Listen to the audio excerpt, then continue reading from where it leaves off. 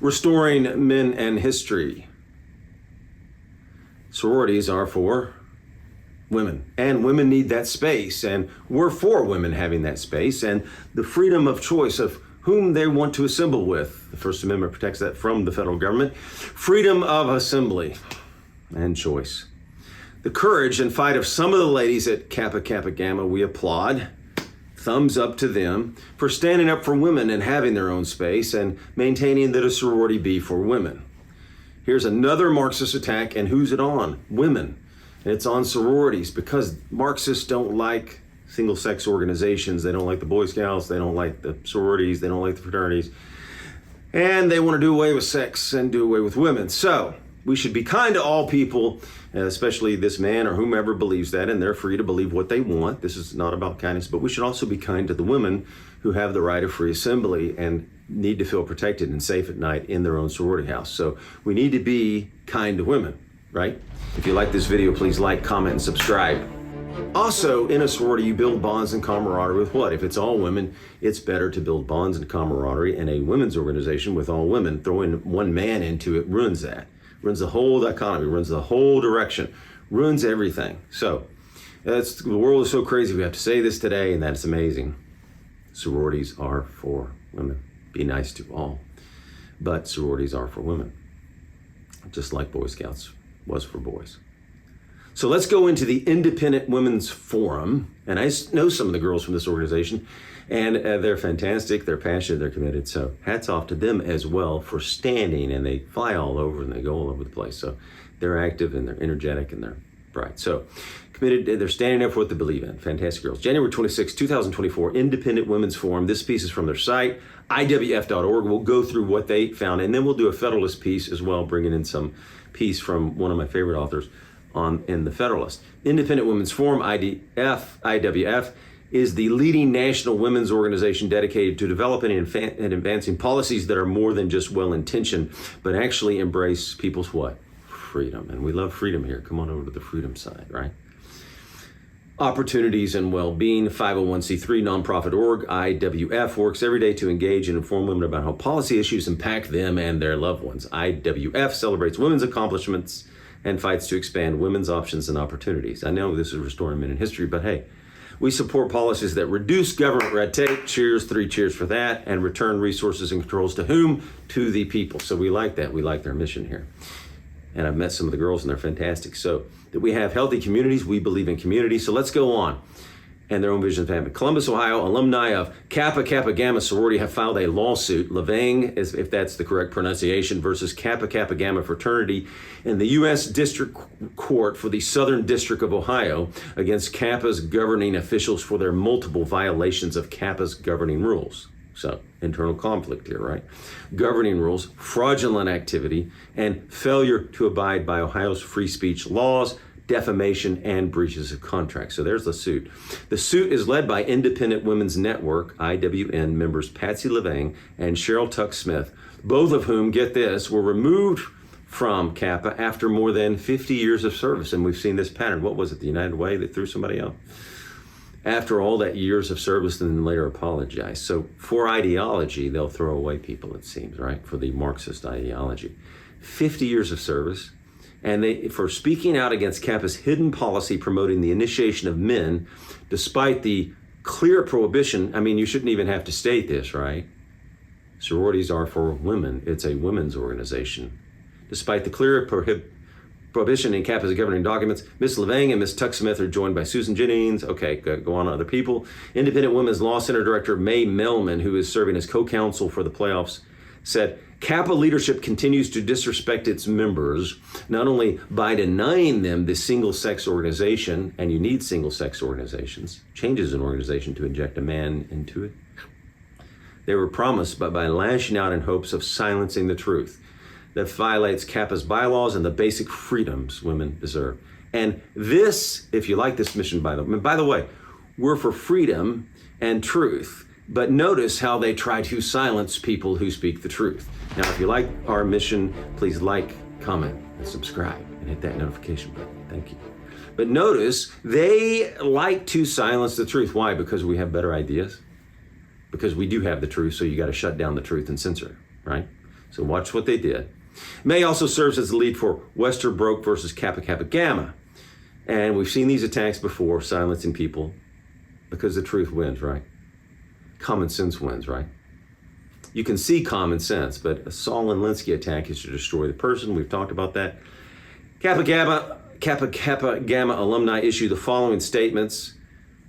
Patsy Levong, esteemed past Kappa Kappa Gamma National Foundation president and member of the Women's Network. As a prior foundation president of Kappa Kappa Gamma, I feel obligated to stand up for the young women in Wyoming. Good for her. Cheers and hats off to her courage, and for probably spending a lot of money here too, I bet. The current leadership of Kappa has deliberately engaged in a campaign to undermine the bylaws, right? So free assembly, you get to set the bylaws, which harms not only these young women, but the entire organization. Well, that's the purpose of Marxists. Some Marxists want to destroy organizations and change them, change the mission, destroy them. Critical theory wants to destroy. So this makes complete sense. I'm surprised they also disregarded the value of lifetime membership. I am not. This is what they do. So, Marxist ideology first. Margot Knorr, Kappa Kappa Gamma alumni, daughter of Leving and Independent Women's Network North Dakota chapter leader, said, "It's hurtful that Kappa would oust Patsy and Cheryl in retaliation for supporting our sisters in Wyoming. At some point, to stand up for ourselves and for our beloved sorority, we need legal intervention. Women still have the right, this is true, to say no to any male admitted into their sorority and uphold their organizational bylaws in doing so." Right. They do. Freedom of assembly protected from the federal government. Freedom to choose whom you assemble with. So, that seems like a bylaw. So anyway, Cheryl Tuck Smith, longtime member and active contributor, said Kappa Kappa Gamma has successfully promoted women in high standards for 150 years. It's incomprehensible that current leadership would discard the success by prioritizing men over women. Well, look, it's not just prioritizing men over women, it's prioritizing the ideology of Marxism over women. And to do that, you got to destroy women. You got to destroy sex. So that's the priority, it seems like. They want to destroy sex, destroy women, and they're willing to do that. Going on, I've learned through decades of experience how important it is to preserve and protect safe and secure places for women. 100%. It's a sorority, should be common sense. And yes, women need to be only with women in a space that's the mission, right? That's the mission because they want it. It's free assembly. If they want to assemble with only women, they're allowed to do that. You get to choose whom you assemble with. And the freedom of assembly is constitutionally protected. So this looks like an internal battle going on, which allows us to develop skills in leadership, encourage community involvement. That's a good thing, community involvement, right? We like that. And yes, you can't put a man in with women and develop, what does it change? You put a man into a sorority, it changes the bonds, changes the experiences, what you talk about. It injects this a whole different thing. It changes the camaraderie. You can't inject a man into a woman's organization, okay? Changes the whole dynamic. If he wants to start a women's organization, and nobody needs to be mean to him, it's about being kindness to all. He just can't join a sorority. That's all, that's it. It has to be all girls, and then these girls can feel what? Safer, right? All right, going on. Kappa must remain true to its existing mission to support and promote women, right? That's their mission. Kappa was formed in 1870 as a single-sex organization for women, so that was the purpose. Kappa has maintained this single-sex status through its governing documents, which restrict membership to women only. So it's a private organization. They can do what they want. As described in the complaints starting in 2015. See how long these go on? Kappa's Fraternity Council, its governing body, unilaterally and deceptively took steps to broaden membership to men who identified as women. They can identify as that. It doesn't make them one. And we can be kind to them. It still doesn't make them one. Should be kind to all, right? At no point did the Fraternity Council take the required steps to inform Kappa members of a change to the membership requirements, nor did they ever invite discussion or debate on the issue. So you see the problems here, right? They probably did not want to debate that because A, we have the truth, A, it's common sense, and it defeats the whole mission. So why would you want to debate that? You're going to lose. So that's probably why they didn't want to debate it, right? Notice how they want to shut down discussion and not have a discussion when they know they're going to lose. What's that about? Power? They want to push this ideology through. Moreover, the Fraternity Council continually demonstrated bias. It seems to be the case. That seems to be the case. Council continually demonstrated bias against women in favor of men who identify as women. Well, there's that been victim mentality, that Marxist ideology, oppressed over oppressor, going into all of this, that oppressive Marxist ideology. For example, the fraternity council admitted a male through its alumni admission process and fast-tracked him to leadership despite his lacking the years of service to the sorority consistently required of female members. The fraternity council also encouraged the admission of a male collegiate member whose grades did not meet Kappa's baseline by bypassing the anonymous voting system required for female candidates. All the while, Kappa leadership sought donations from alumni based on representations that Kappa had not altered its mission. They always like to say this, right? Boy Scouts too, we haven't changed the mission. But of course you've changed the mission. A sorority is for women, so you've completely changed the mission. So Kappa leadership then retaliated, and this is what they do, right? They attack the messenger, they attack the person. That's a Saul Alinsky tactic. We've talked about it. Then it retaliated against Miss Levang and Miss Tuck Smith, who exposed their improper actions by removing them from membership and falsely accusing them of injuring Kappa and violating human dignity. See how they reverse it? These ladies seem to be standing up for the girls, standing up for the single-sex space, and they're attacked.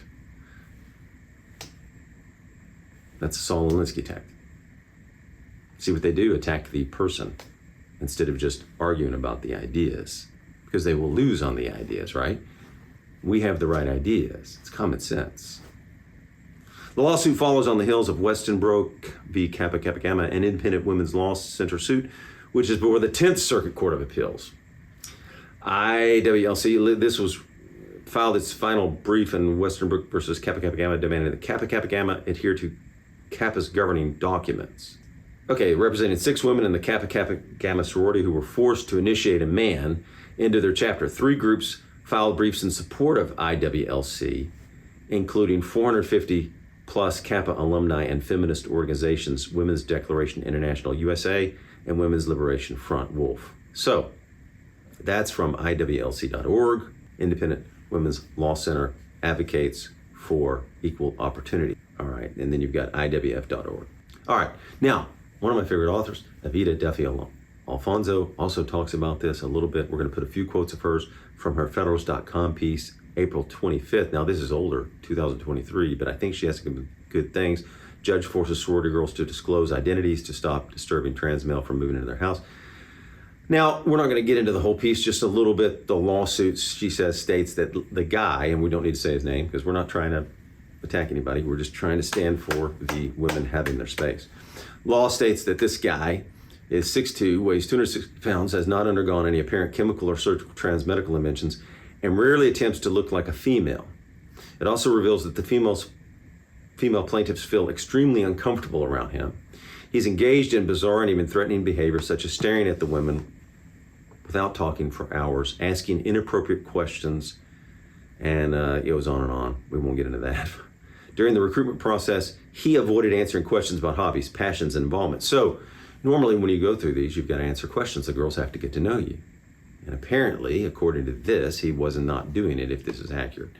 And she's a pretty good writer, so I would say that she's got these facts down. I know she does. It says he inquired about whether he could live in the sorority house and talked about his desire to be near cadavers and touch dead bodies. Wow. One sorority member walked down the hall to take a shower wearing only a towel. She felt an unsettling presence, turned and saw Mr.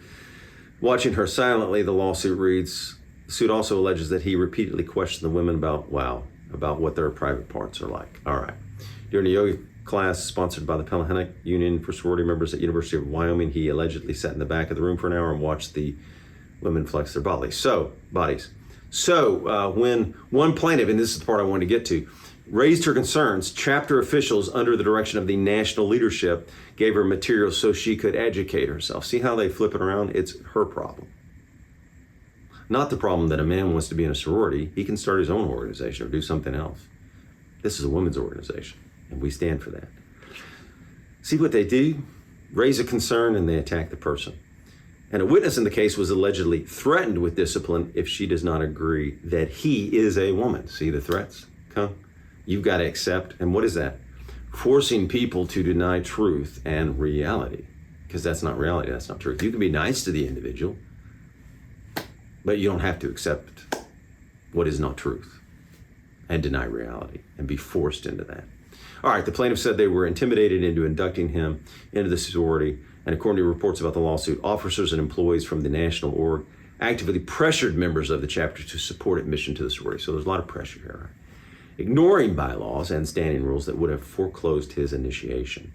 The voting process was also allegedly altered for him, and he was not admitted via secret ballots as is standard practice. The lawsuit contends that instead of following official bylaws, Kappa admitted him based on, get this, you ready? Here it is, a guide for supporting our LG plus members, which says the sorority accepts both women and individuals who identify as women. After the lawsuit was filed, Kappa Kappa Gamma executive director Carrie Cottrell-Poole reiterated the sentiments, telling the AP that the sorority does not discriminate based on so-called gender identity. The whole point of the sorority is they're selective, and it is women only. That's not discrimination. That's freedom of assembly. You're choosing to have an organization for women only, and therefore women can build bonds and camaraderie and feel safe. However, the college plaintiffs disagree with Poole on what it means to be a woman, and as an adult human male does not become a woman just because he tells others that he has a female gender identity and behaves in what he believes to be a stereotypical, we'll put this quote up. Kappa Kappa Gamma has been a place that values the good, the true. We always love the good, the true, the beautiful here. Kappa Kappa Gamma has been a place that values the good, the true, the beautiful. This is a quote. The leadership growth in women. Now, you know, we speak a lot about the good, the true, the beautiful. And we know some of the cultural Marxists don't like the true. And there are realities at play. Cultural Marxists wish to destroy the good, the true, and the beautiful. They do. We have talked about that. This is an attack on all three. Leving told the Federalist, Levang made it clear she doesn't oppose his decision to identify as woman. Look, you can identify as anything you want, cat, dog, woman. And we can be kind to you as you identify. You just can't be in a sorority. He can say what he wants. He can do what he wants. We believe in the freedom. He can identify the way he wants. And we'll be kind. He just can't join a sorority. That's it. No unkindness here. The unkindness is to the women. The whole thing takes single-sex organizations and just throws it out the door. Exactly. And that is the purpose. The cultural Marxists wish to destroy sex, wish to destroy women. Critical theory is to destroy, and this is to destroy single-sex organizations. They don't want the Boy Scouts, they don't want the fraternities, they don't want the sororities, and we stand for sororities. And for destroying, they want to destroy women, wipe them out. So here's to these women in this organization standing up for the mission of a sorority, that sororities are for women. That way you can build bonds and camaraderie with women and also feel safe. Thank you. If you like this mission, like, subscribe, and hit the notification button. We would appreciate it.